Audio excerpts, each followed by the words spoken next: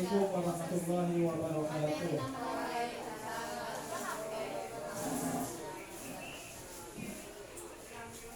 Terima kasih Bapak Ibu telah menyempatkan waktunya untuk menyaksikan ya presentasi daripada saya. Di sini saya akan melaksanakan tugas ya. Tugasnya adalah mendesiminasikan pendapat apa yang setelah saya dapatkan dari pembelajaran guru penggerak ini kepada Bapak dan Ibu guru sekalian. Di sini saya melakukan aksi nyata pada modul 1.4 tentang budaya positif.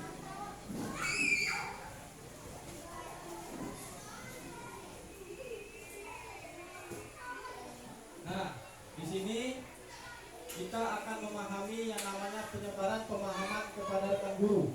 Ya. Di sini 2 poin, budaya positif dan konsep inti budaya positif.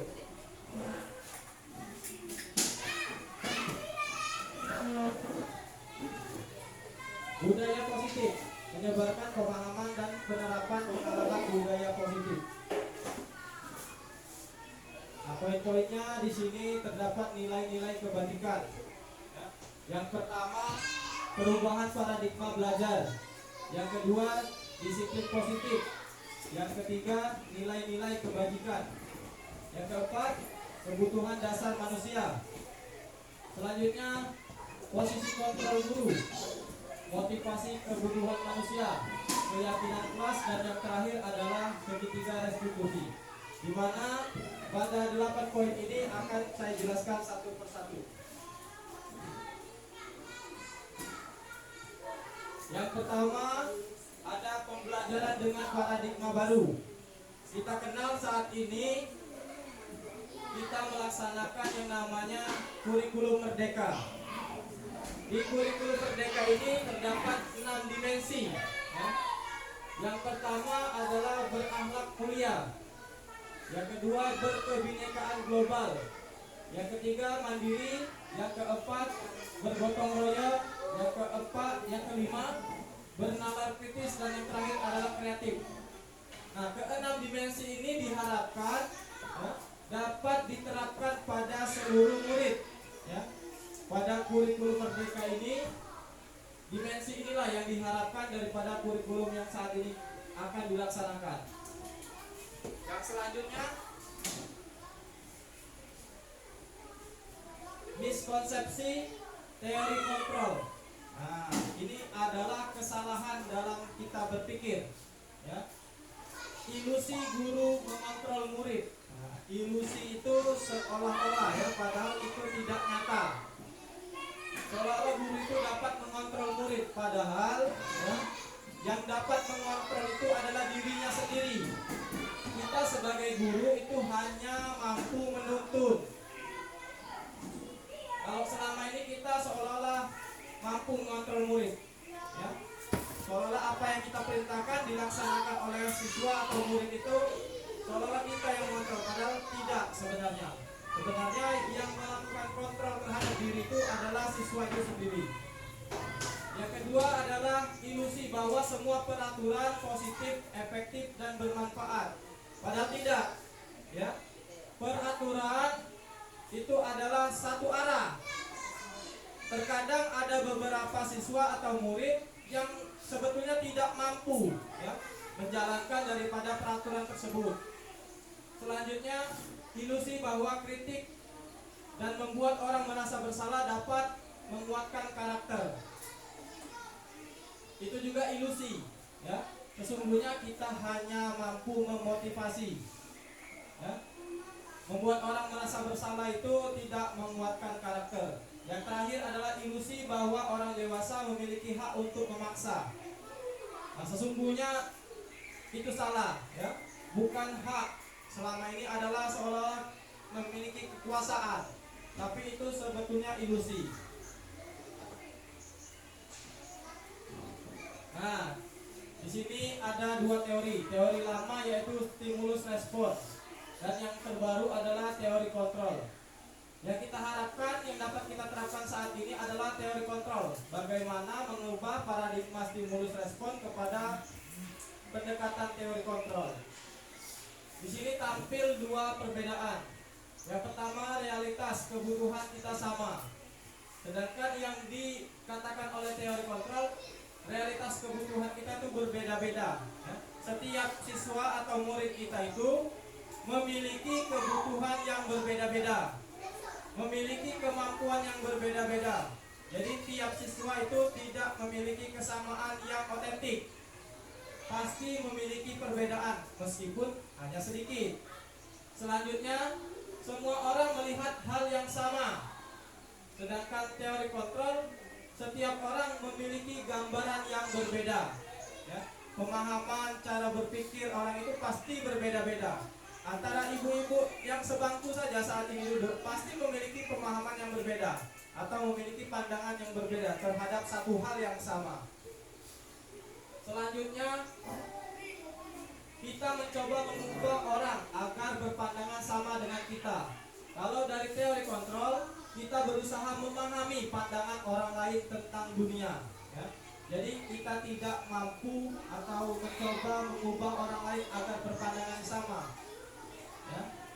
Yang seharusnya adalah kita yang mengubah cara pandang kita untuk memahami orang lain. Selanjutnya, perilaku buruk dilihat sebagai suatu kesalahan. Ya. Padahal kalau di teori kontrol, semua perilaku memiliki tujuan. Selanjutnya, orang lain bisa mengontrol saya. Kalau dari teori kontrol, hanya Anda yang bisa mengontrol diri Anda sendiri. Yang selanjutnya ada saya bisa mengontrol orang lain. Kalau di teori kontrol, Anda tidak bisa mengontrol orang lain. Berkaitan ya antara pernyataan di atas dengan yang di bawah. Selanjutnya, kemaksaan ada pada saat bujukan gagal. Kalau di teori kontrol, kolaborasi dan konsensus menciptakan pilihan-pilihan baru. Jadi kalau di teori kontrol ini diterapkan yang namanya kerjasama. Kolaborasi itu diartikan sebagai kerjasama.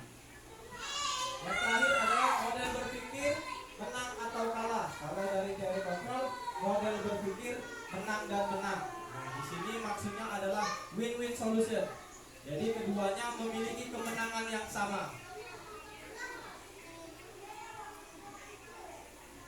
Nah, di sini masuk kepada disiplin positif. Ada pertanyaan sedikit. Apa sih yang ada dalam benak Bapak Ibu kalau mendengar yang namanya disiplin positif? Disiplin saja dulu. Apa itu disiplin? Tepat waktu. Ada yang lain?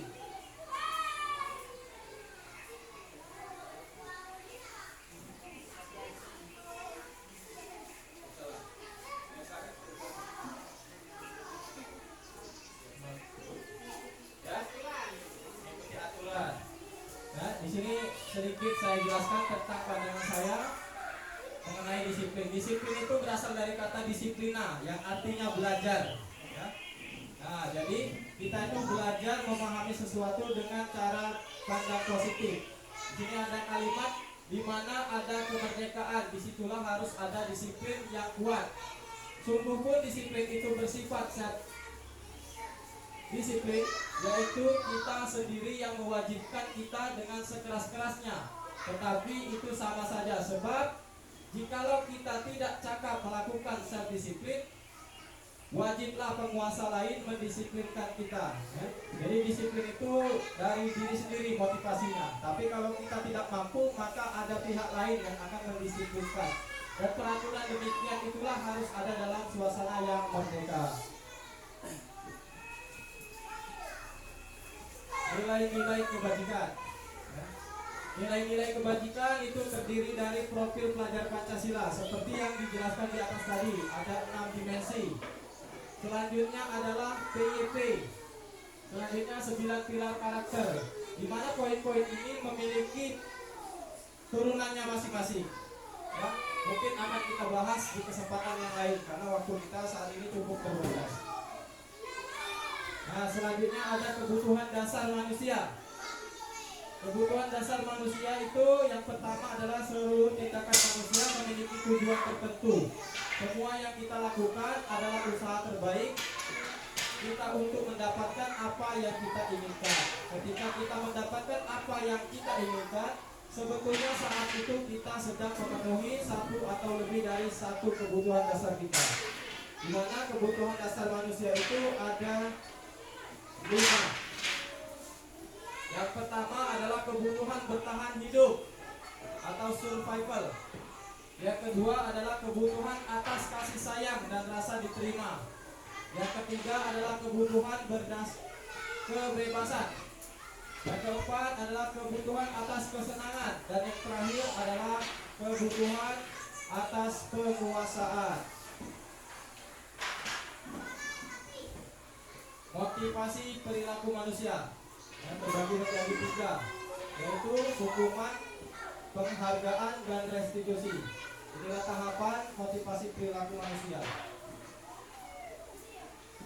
Selanjutnya ada 5 posisi kontrol, ya, di mana 5 posisi kontrol ini akan menjelaskan satu persatu. Yang pertama adalah penghukum, yang kedua membuat merasa bersalah, yang ketiga adalah teman, yang keempat sebagai pemantau, yang terakhir adalah sebagai manajer, di mana diharapkan kita sebagai seorang guru menjadi seorang manajer.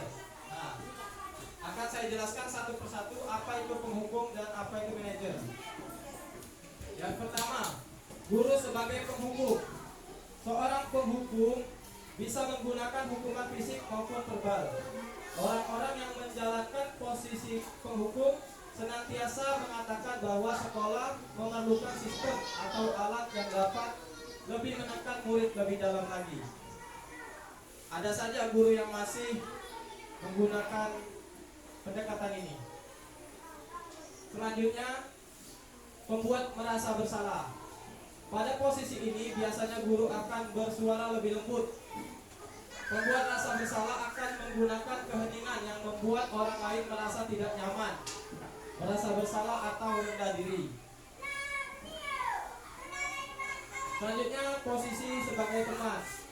Guru pada posisi ini tidak akan menyakiti murid karena ia menganggap muridnya sebagai teman. Tidak ada teman yang akan menyakiti teman lainnya.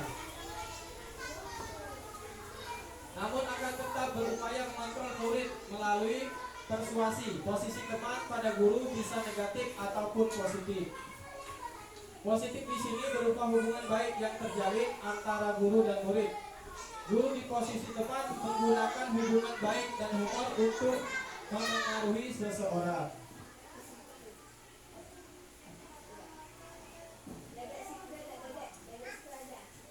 Selanjutnya ada posisi pemantau. Memantau berarti mengawasi. Pada saat kita mengawasi, kita bertanggung jawab atas perilaku orang-orang yang kita awasi. Posisi pemantau berdasarkan pada peraturan-peraturan dan konsekuensi. Dengan menggunakan sanksi atau konsekuensi, kita dapat memisahkan hubungan pribadi kita dengan murid sebagai seseorang yang menjalankan posisi pemantau. Nah, disinilah posisi guru yang diharapkan, yaitu sebagai seorang manajer. Di mana posisi terakhir manajer adalah posisi di mana guru berbuat sesuatu bersama dengan murid, mempersilahkan murid mempertanggungjawabkan perilakunya, mendukung murid agar dapat menemukan solusi atas permasalahannya sendiri. Jadi bekerja sama antara guru dengan siswa. Apabila ada siswa yang bermasalah, maka sama-sama kita mencari solusi terbaik.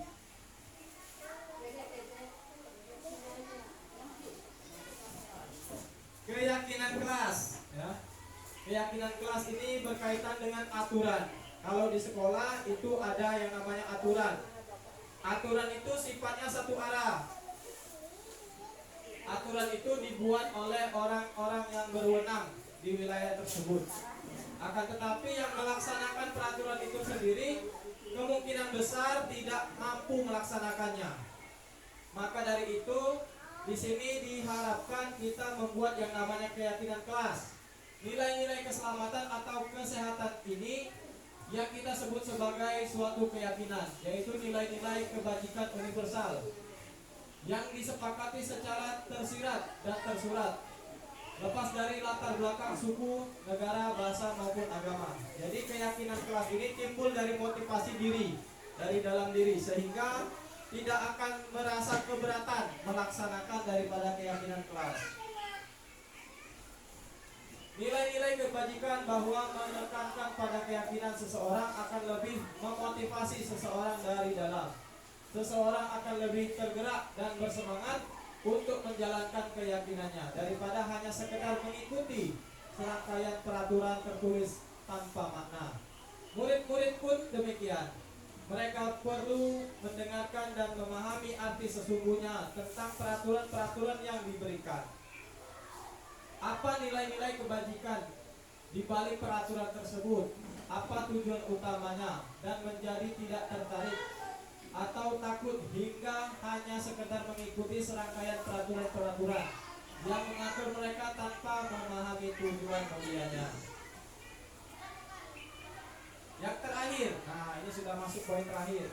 Dalam menyelesaikan masalah dengan murid atau siswa, diharapkan kita melaksanakan yang namanya segitiga restitusi.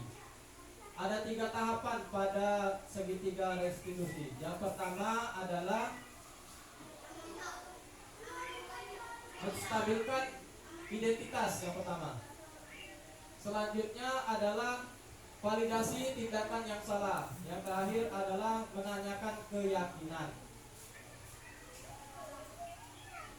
Nah, yang pertama adalah menstabilkan identitas. Bagian dasar dari segitiga bertujuan untuk mengubah identitas anak dari orang yang gagal karena melakukan kesalahan menjadi orang yang sukses. Anak yang melanggar peraturan karena sedang mencari perhatian adalah anak yang sedang mengalami kegagalan.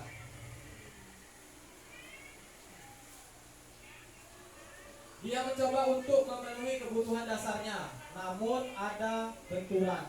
Kalau kita mengkritik dia, maka kita akan tetap membuatnya dalam posisi gagal. Kalau kita ingin ia menjadi reflektif, maka kita harus meyakinkan si anak dengan cara mengatakan kalimat-kalimat ini. Ada 2 contoh kalimat di sini. Yang pertama, berbuat salah itu tidak apa-apa. Yang kedua, saya juga pernah melakukan kesalahan. Jadi seolah-olah kita memposisikan diri sebagai orang yang sedang bersalah. Selanjutnya, sisi yang kedua adalah validasi tindakan yang salah. Setiap tindakan kita dilakukan dengan suatu tujuan, yaitu memenuhi kebutuhan dasar yang 5 tadi. Kalau kita memahami kebutuhan dasar apa yang sedang mendasari sebuah tindakan, kita akan bisa menemukan cara-cara paling efektif untuk memenuhi kebutuhan tersebut. Salah satu contoh kalimatnya adalah, kamu pasti punya alasan mengapa melakukan hal tersebut. Yang terakhir adalah menanyakan keyakinan. Teori kontrol menyatakan bahwa kita pada dasarnya termotivasi secara internal dari dalam diri. Ketika identitas sukses telah tercapai pada langkah 1 dan tindakan tingkah laku yang salah telah divalidasi pada langkah kedua, maka anak akan siap untuk dihubungkan dengan nilai-nilai yang dia percaya dan berpindah menjadi orang yang dia inginkan. Saya rasa cukup sampai di sini penjelasan dari saya karena permintaannya tidak ada pertanyaan yang berat. Jadi saya cukup akhiri sampai di sini. Terima kasih. Berhubung waktu yang tersedia sangat terbatas, akan lebih baik kita berbagi di sela waktu yang tersedia di lain kesempatan. Terima kasih. Assalamualaikum warahmatullahi wabarakatuh.